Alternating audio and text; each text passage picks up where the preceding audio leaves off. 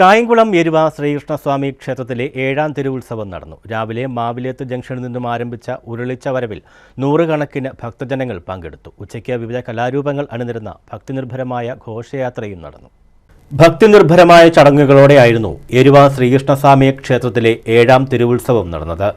രാവിലെ മാവിലേത്ത് പള്ളിവേട്ട ആൽത്തറ ജംഗ്ഷനിൽ നിന്നും ആരംഭിച്ച ഉരുളിച്ച വരവിൽ വ്രതശുദ്ധിയോടെ നൂറുകണക്കിന് ഭക്തജനങ്ങൾ പങ്കെടുത്തു. രാവിലെ 7:30 കാഴ്ച ശ്രീബലിയും തുടർന്ന് ചേരാനെല്ലൂർ ശങ്കരൻകുട്ടിമാരാരും 51 കലാകാരന്മാരും അണിനിരന്ന പഞ്ചാരിമേളവും കുടമാറ്റവും നടന്നു.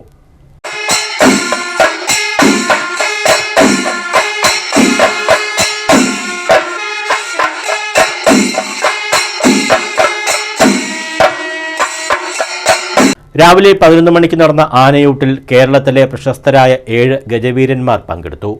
എരുവ കൃഷ്ണദാസ ആനപ്രേമി സംഘമാണ് ആനയൂട്ടിന് നേതൃത്വം നൽകിയത്. ഉച്ചയ്ക്ക് 2 മണി മുതൽ ജീവിതകൾ, വിവിധയിനം കലാരൂപങ്ങൾ, അമ്മൻകുടം, തെയ്യം, കൊട്ടക്കാവടി, നീലക്കാവടി, പീലിക്കാവടി, മയൂരനൃത്തം, ശിങ്കാരിമേളം, നിശ്ചല ദൃശ്യങ്ങൾ, പടക്കുതിരകൾ, ഫ്ലോട്ടുകൾ എന്നിവയുടെ അകമ്പടിയോടെ ക്ഷേത്രത്തിൽ എത്തിച്ചേർന്നു.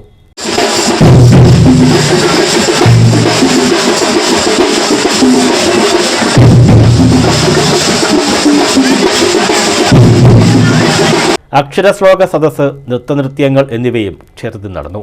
ദീപാരാധനയ്ക്കും സേവയ്ക്കും ശേഷം തേക്കിൻകാട് ബാൻഡ് ആട്ടം കലാസമിതിയും അവതരിപ്പിച്ച മെഗാ മ്യൂസിക് ഇവന്റ് ക്ഷേത്രത്തിന്റെ ആറാട്ടുകുളക്കടവിന് സമീപം നടന്നു.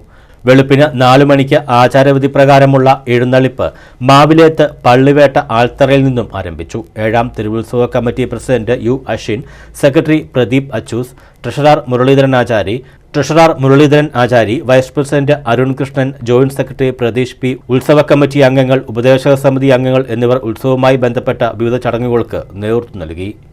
News bureau, Kayamkulam.